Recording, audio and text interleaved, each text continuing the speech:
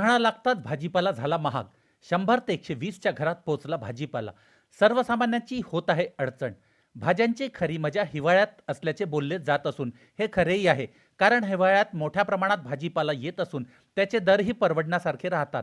मात्र आता उन्हाळ्याची चाहूल लागताच भाजीपाला भडकला असून खरेदी करताना सर्वसामान्यांची अडचण होत आहे. मागील महिन्यात 20 ते 30 रुपये किलोवर आलेला भाजीपाला आता 100 ते 120 रुपयांच्या घरात पोहोचला आहे. हिरव्या भाज्यांचे दरही आता चढले असून उन्हाळ्याचा चटका त्यांना जाणवताना दिसत आहे. मागील महिन्यापर्यंत भाजीपाल्याचे दर घसरल्याने भाजी खरेदी करताना विविध भाज्या खरेदी केल्या जात होत्या. मात्र आता उकाडा वाढून उन्हाळ्याने आपली चाहूल दाखवताच भाजीपाला भडकला आहे. लग्नसराई व रमझानमुळे आली तेजी.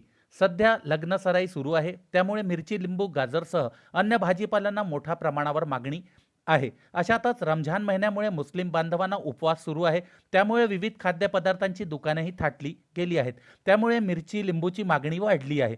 त्यामुळे मिरचीच्या दरात तेजी आली आहे.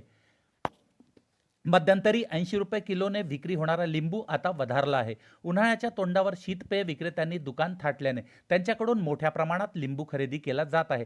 त्यामुळे लिंबूला मोठ्या प्रमाणावर मागणी वाढली असून त्यामुळे आता दर 160 रुपयांवर पोहोचले आहेत.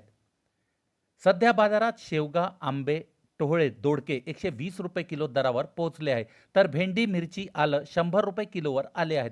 याशिवाय अन्य भाज्या 60 ते 80 रुपये किलोच्या मधात आल्या आहेत.